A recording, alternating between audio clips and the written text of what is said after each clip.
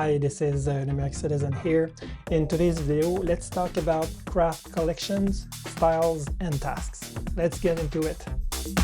As you probably know, craft has been in beta since quite a few weeks now, and it first started by introducing the craft objects, which were later dropped because apparently people were confused by craft objects back because they didn't understand exactly how they fit in the general craft data model.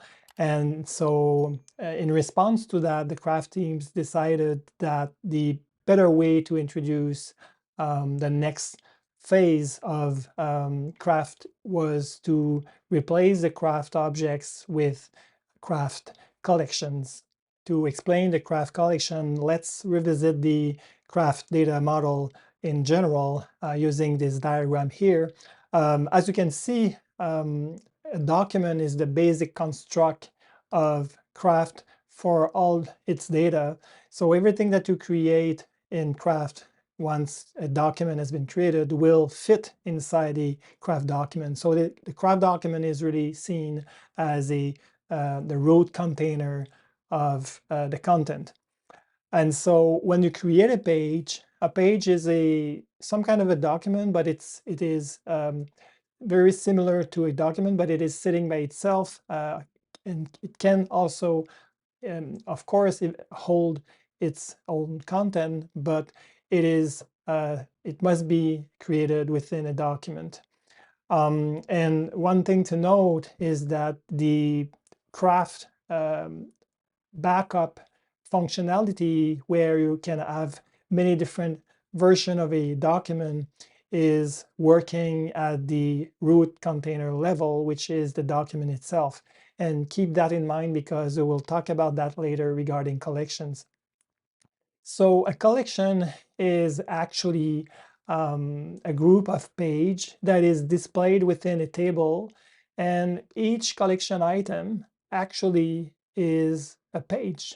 But this page happens to be having some fields or attributes that will be associated with each instance of a page that is sitting in a collection. I do realize that even there, some people might be confused, but it is what it is. So right now, a collection is a group of pages that are presented within a table, but it's not a table itself. It's really a collection. So I'll show that. I'll show you the actual how it is working. So that's the overall data model overview.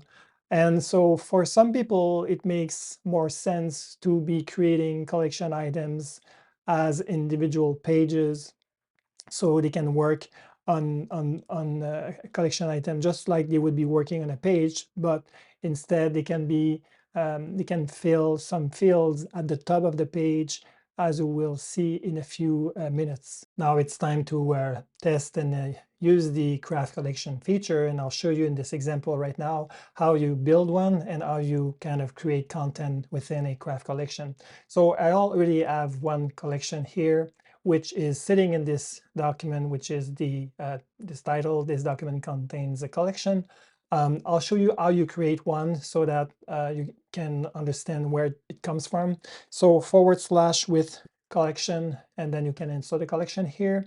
So it looks like a table, but it's not like the usual table that we had before. So this is the collection here. I can give it the name, a new collection here. And the first thing that you have is the title. And the reason for that is because each item in the collection is a page. As you can remember, a page must or should have a title.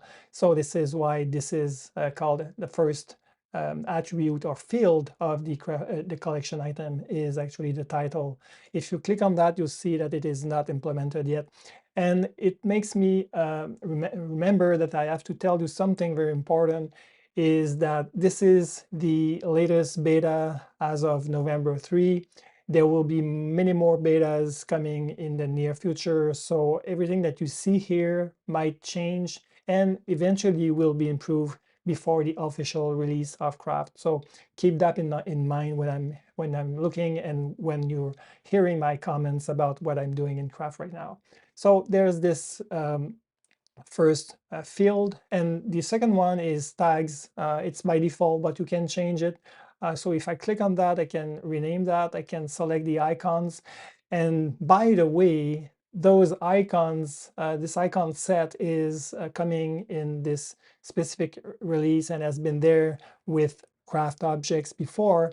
And my hope is that they will, that the Craft team will make these icons available anywhere in Craft, because they are one of the best icon set that I've seen in a long time. So for a field, you can click on one icon there and give it a name. So I'll give it a name, like it's not a big deal here. And you can make it a text field, a number, a checkbox, a date, or a URL. And also you can have a way to select among a few values. So value 1, enter, value 2, and if I click on that, it will create this attribute. I can add more fields, and also I can set here the general configuration of this collection. So I'll kind of delete that one because I don't want to use this one. I'll be using the first collection here, which is a collection about user feedback. So let's say the Craft team wants to have a way to track each user feedback. So they could create a collection, and this collection would have a title, an area. So what is the area that the user feedback is targeting, the date it was submitted, and what is the current processing state of this specific user feedback. So there's already one created, and to go into this item explicitly, you just click on this right arrow there, and you'll be entering the collection item itself. So you have the fields here on the left and the actual values on the right, which reminds me of Notion, because this is pretty much the way Notion will display a database entry. So back to Craft. So you can, here it's a multi-select field where you can select different label for this area of this user feedback. And I can change the color, and I can also, if I remember well, you can set a specific icon to each value that you will select from this list. There's the date picker here. You can select a back in the past or in the future or the current date. And also here is the current processing state. And then since this is a page, there's the title here, and there's some text that you can put there. But actually, this is a full Craft page that is sitting within a document. So you can just write or insert anything that you want from this panel there and put that into the page itself. So that's pretty much the same where the Craft objects was offering. But now it is at the page level. So the thing that might be interesting to look at is if I go in this document here, I'm one of the things that is currently missing, and I don't know if the Craft team will actually implement that, is, as you know, when you are viewing a document which contains headers and also pages, the pages entry will actually be reflected in the table of contents here on the left. So each pages will be indented on the right a little bit so that you can understand that this is a page within the document. It's not the case in the Craft collection, but it should be, because my guess is that this document should have as many entry on the table of content as there are items in the collection.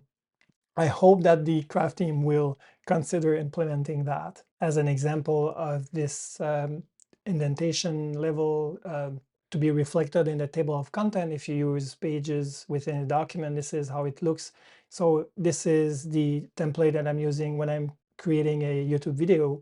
And those are headers that are and pages that are created in this document. So each tile here is a page, and it is actually reflected into this document itself. So let's say in this example here, there's 2 pages within that, and you can see the page themselves sitting indented within the table of contents. So I hope that in collection, each collection item again should be reflected somehow in the table of content. Now, one of the things that I want to discuss is it regards the backups of documents and the impact on using craft collections.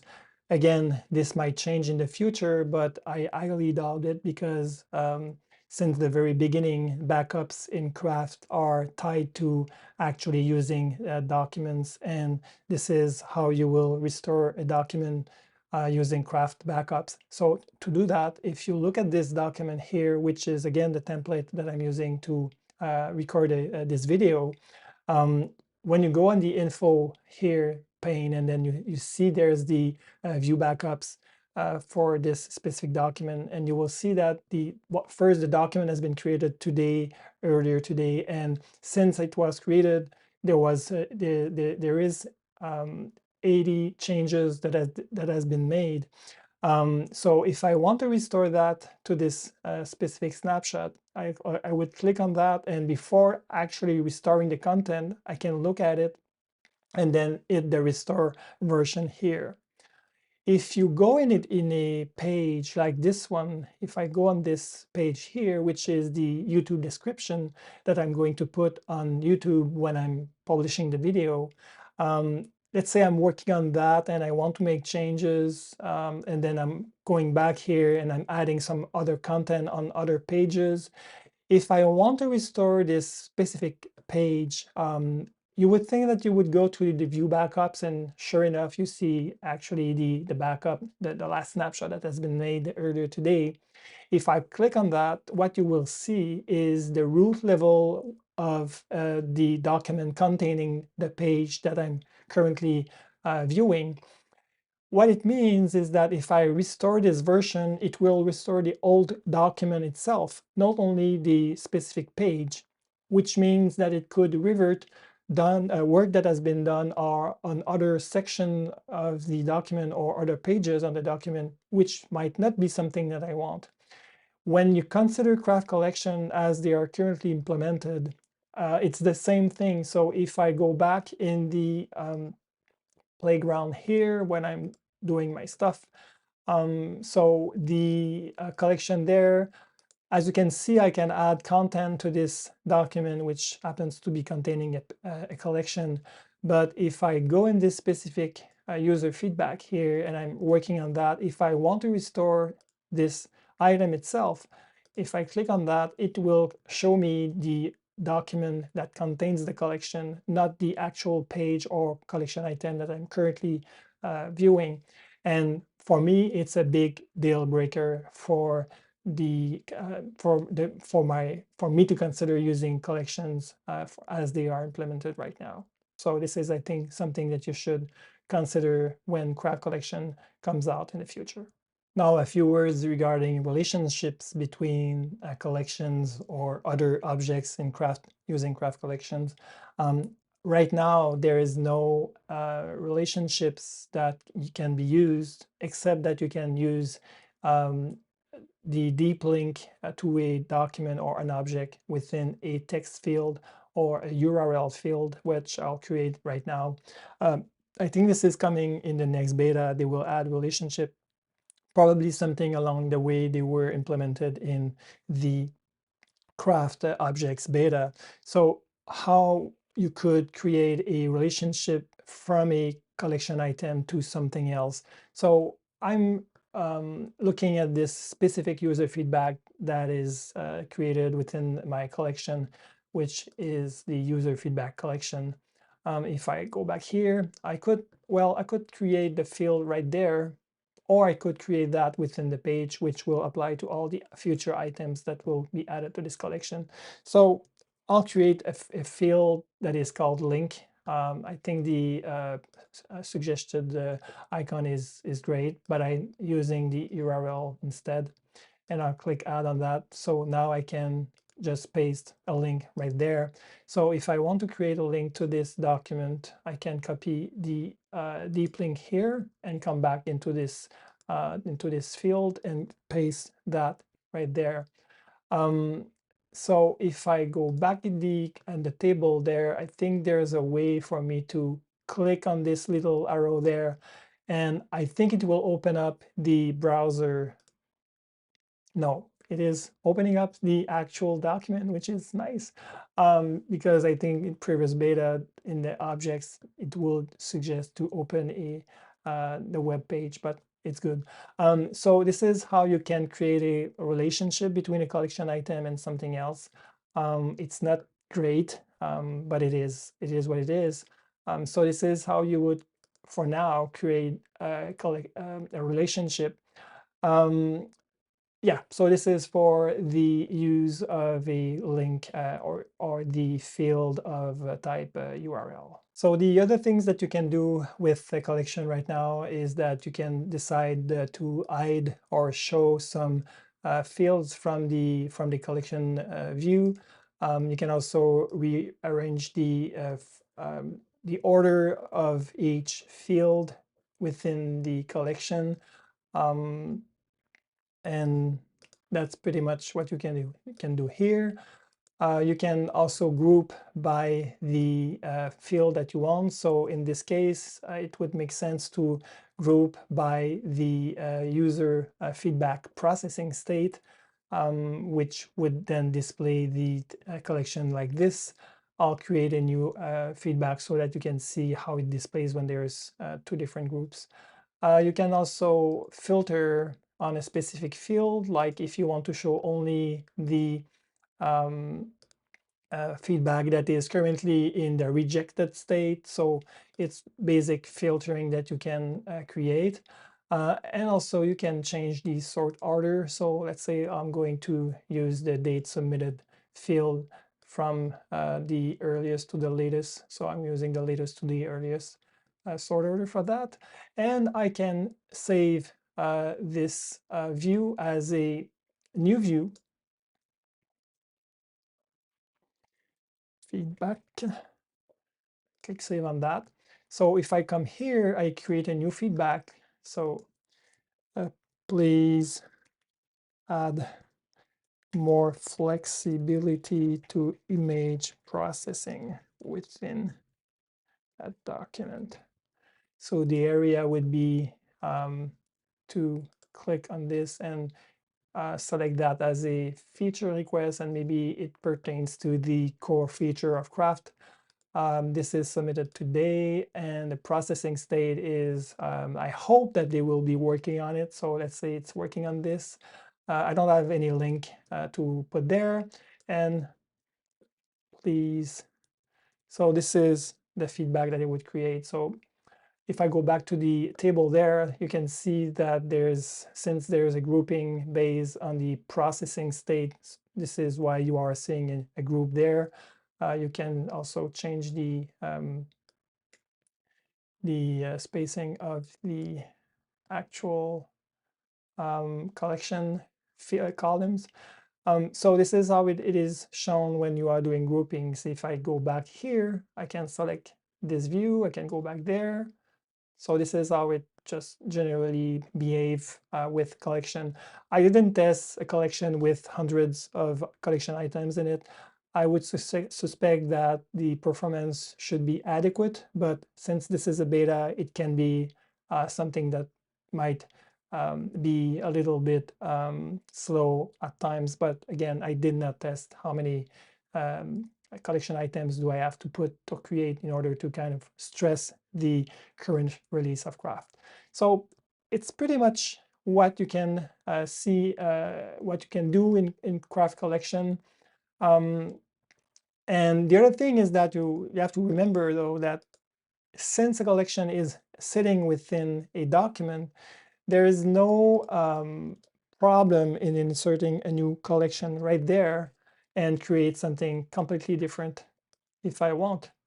And I can have as many collection in a document as I want, which um, makes me think about a kind of an issue or I have a problem with this implementation because I feel there might be some problems with redundancy because if I want to create a new document, but I would like to use the same collection, it's not possible because they are sitting within one document. And I can see some use cases where people, let's say you want to track customers or clients, and you are creating other documents, but you want to refer to those clients. Um, you have to wonder where you should put the client collection in which document. And the what I'm coming to, the conclusion that I'm coming to is that I expect that people will start to create like master documents where all their collection are sitting, and then and so that they have only one place to look for collections instead of spreading them out within your craft ecosystem. So I think this is something that's going to happen because you cannot put a collection in a folder, for example.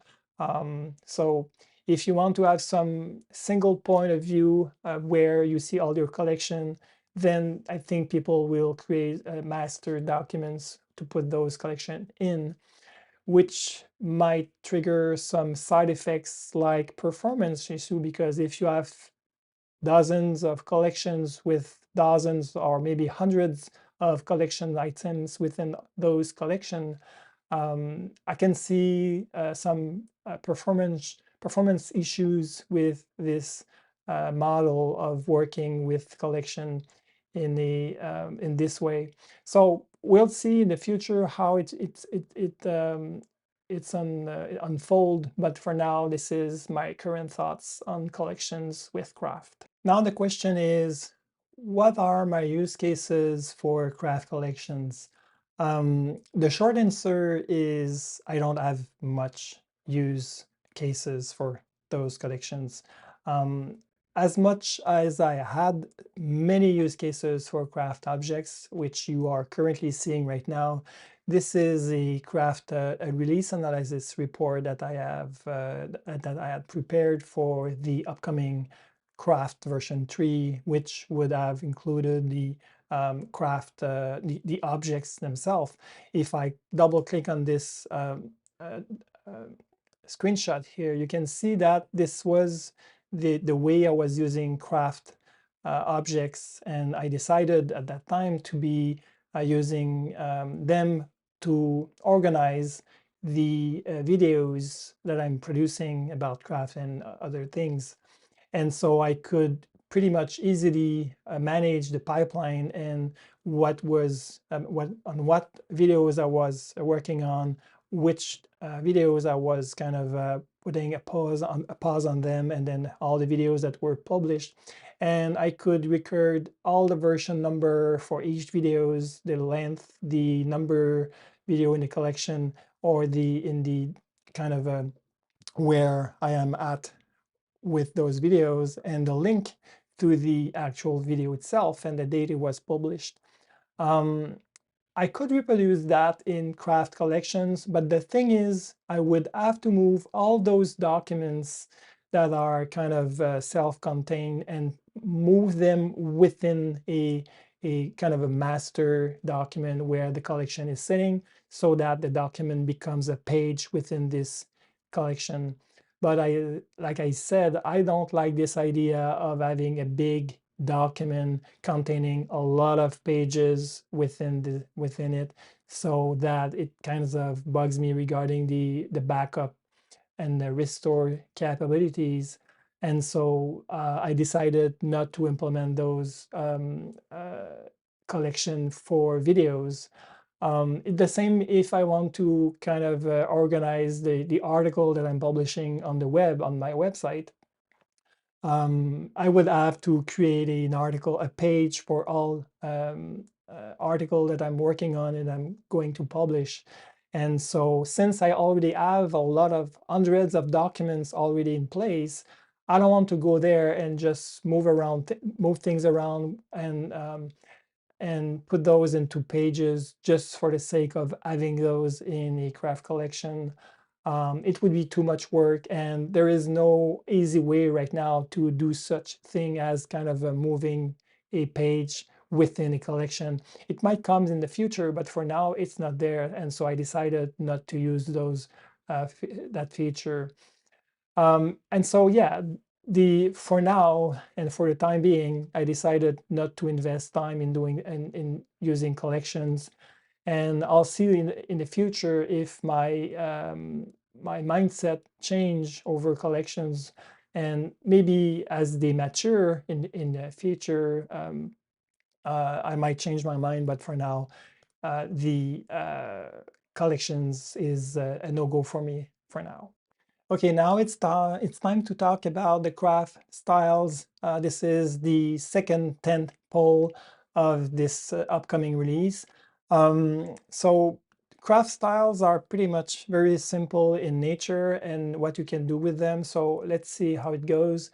There's this new display of the right side panel where you can insert object within your document. Let's put a few things in there. And then you can also insert a task, more on that later.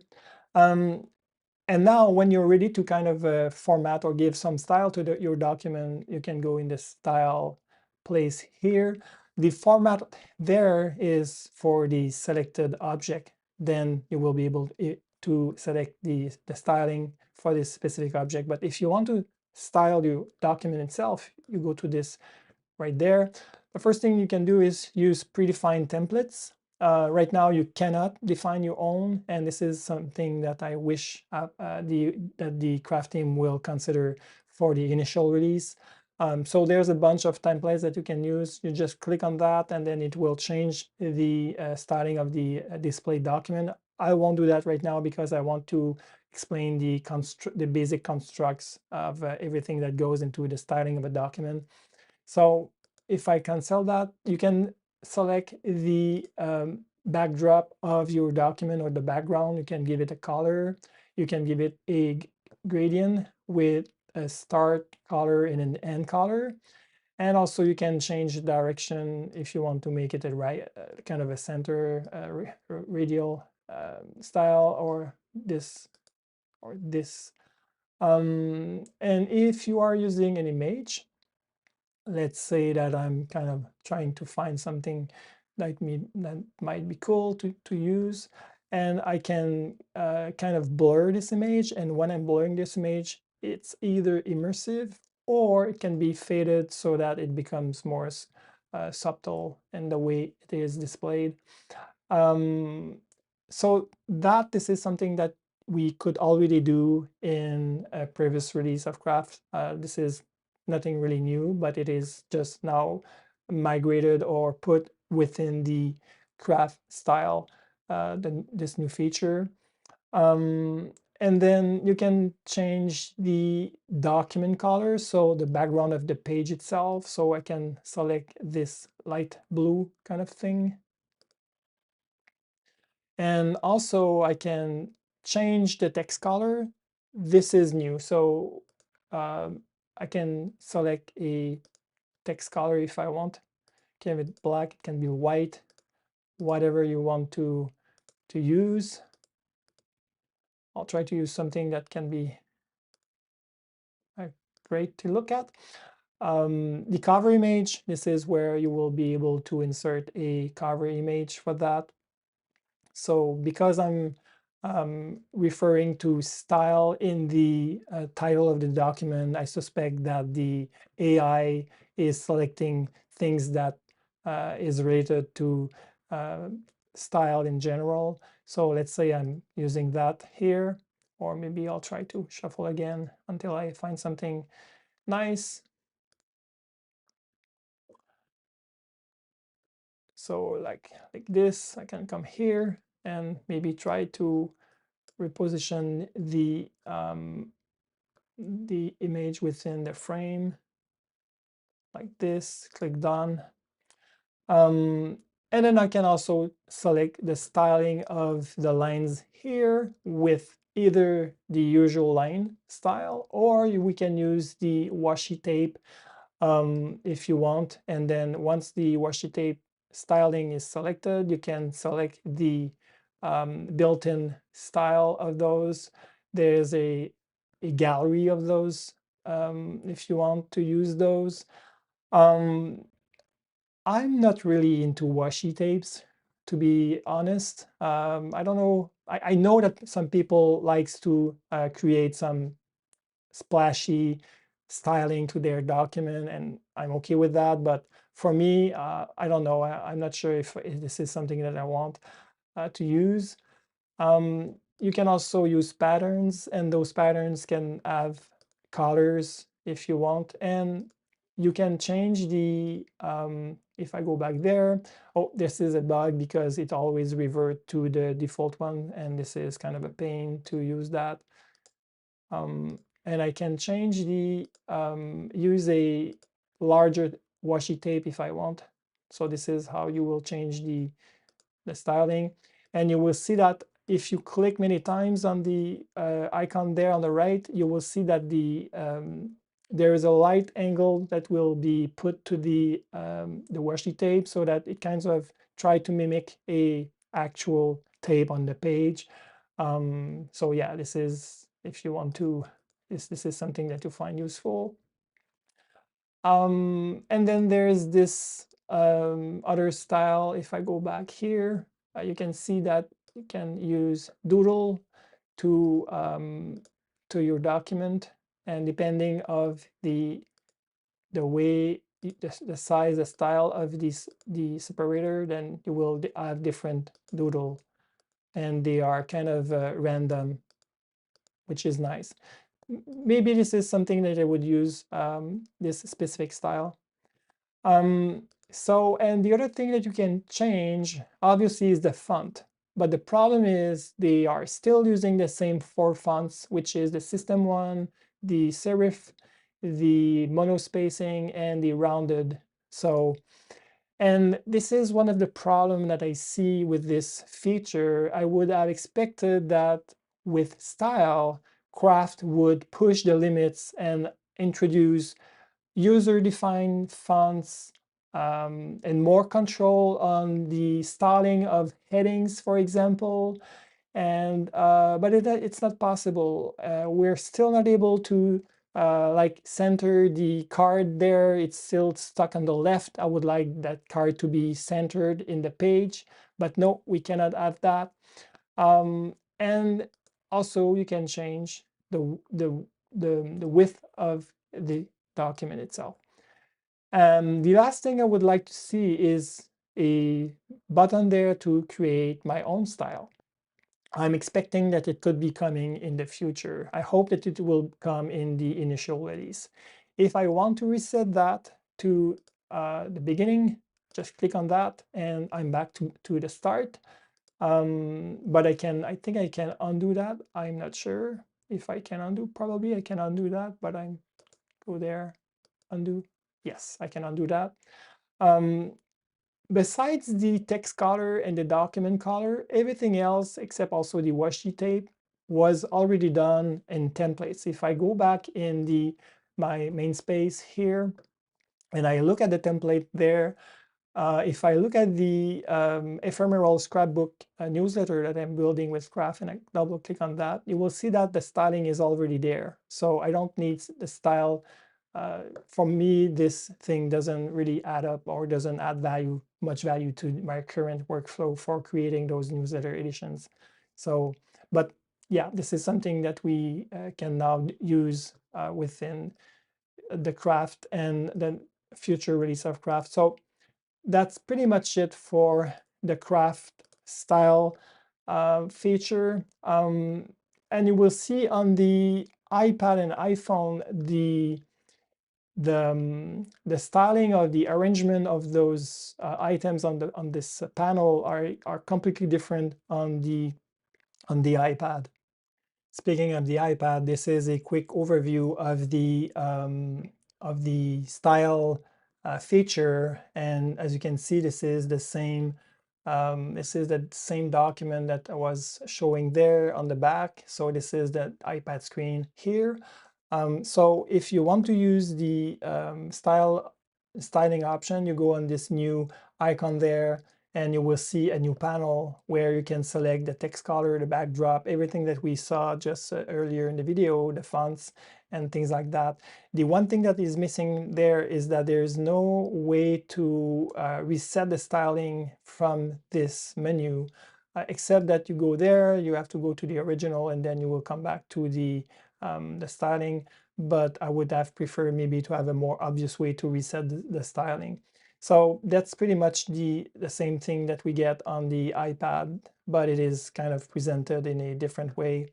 Yeah, so this is the way to do it now on the iPad. Now it's time to talk about the third tentpole feature of this major upcoming release of Craft, which are tasks. So here on the left sidebar, you have this new node, which is called tasks. So you click on that, and this is the view that you will get.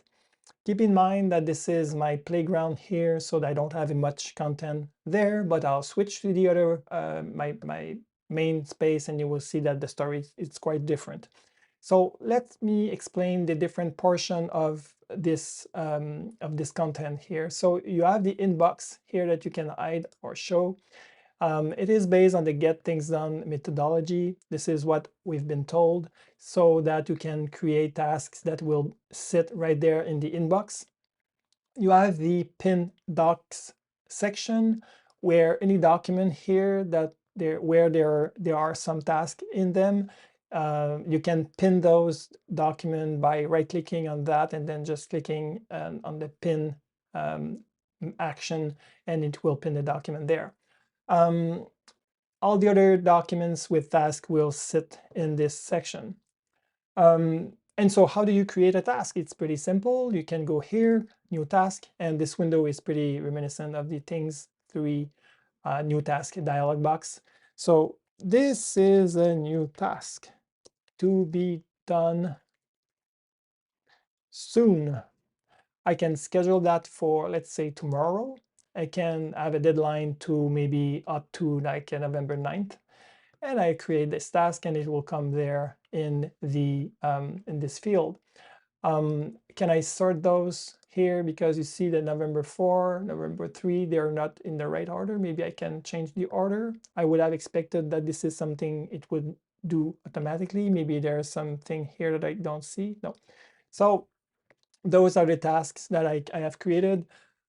These one here don't have any dates associated with those, so this is why they are shown a different way, and they are in red because they're kind of overdue. No, there was actually a due date in those.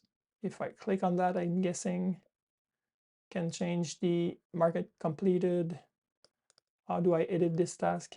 This, yeah, I had a due date. This is why they are red. If I didn't have a schedule, this is why you don't have a date label before. So I can mark this task as completed, and it should disappear. The same here, and it will disappear. Those tasks are not sitting in any documents, or in a page or in the cards. They're just sitting in the inbox. So that's important to understand. Those here are documents. So if I click on this icon there, I'll go to the document itself, which is based on the template that I'm using to create videos. And as you can see, those pages in this document contains some tasks in them. So they are all gathered together, and they are put in this view here in this list. And so if I click, not the icon, but the tile itself, you will see all the tasks that are coming from the different pages within this document. like a bunch of tasks, which are hardly understandable where those tasks come from, which page.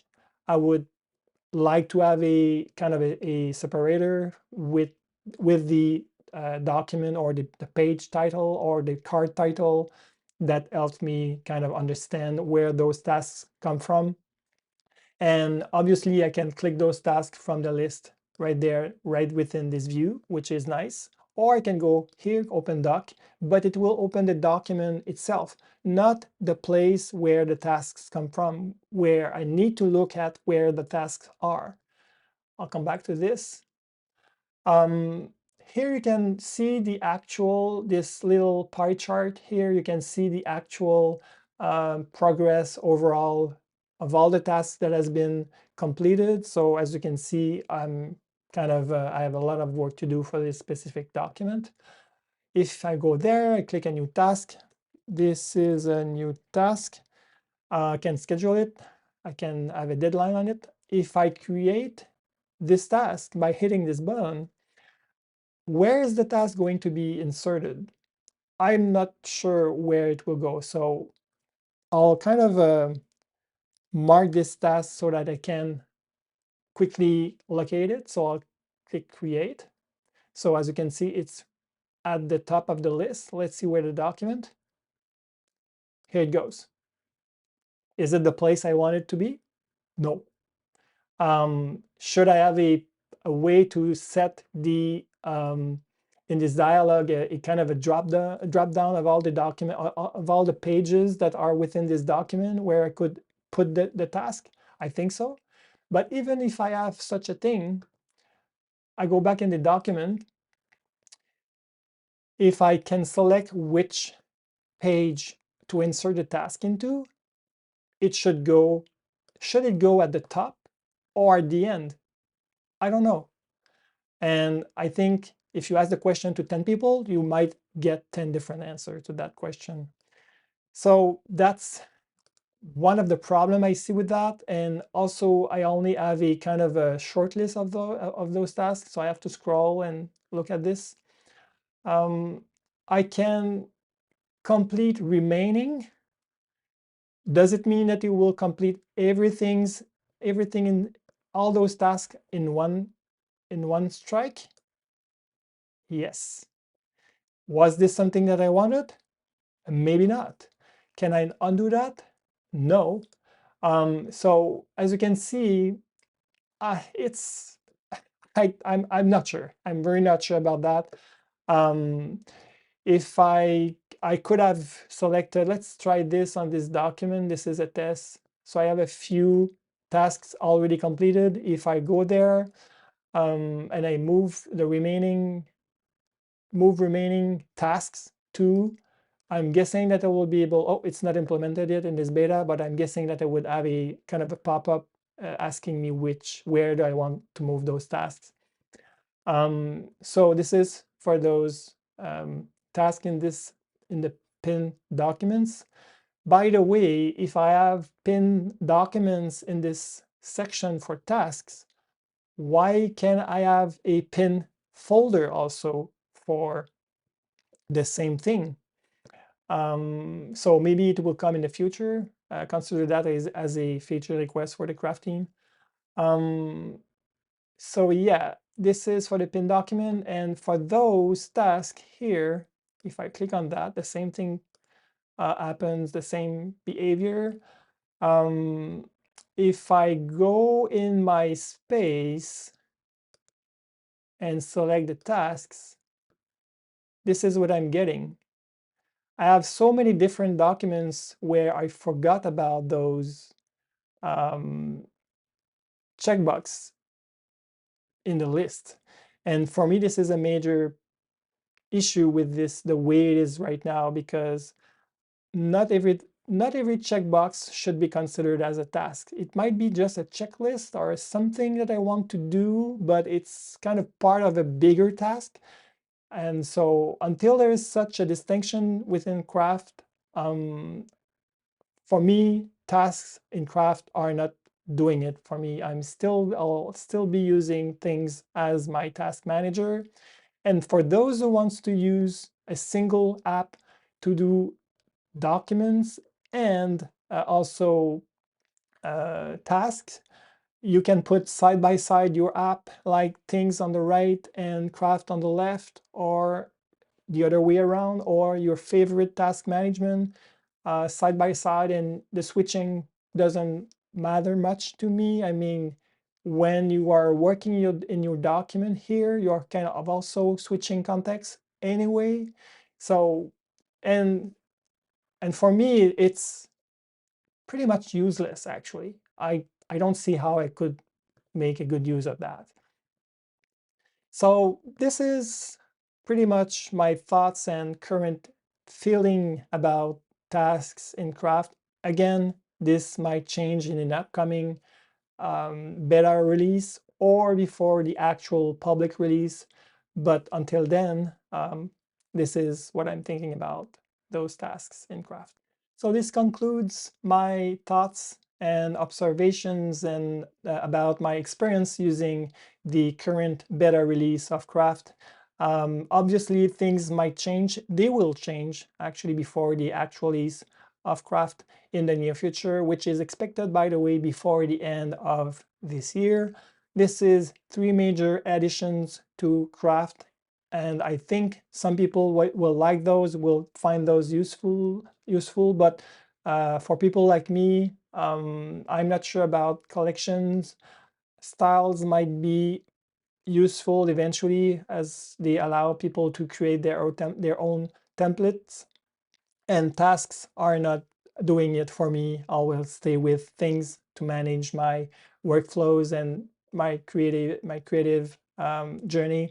So that's pretty much it for today's video, guys. Thank you for watching until the very end. I hope that you liked. I hope that you learned a few things about the future of Craft. And let's see you again in a upcoming video. Thank you very much, and see you guys for another one soon. Bye.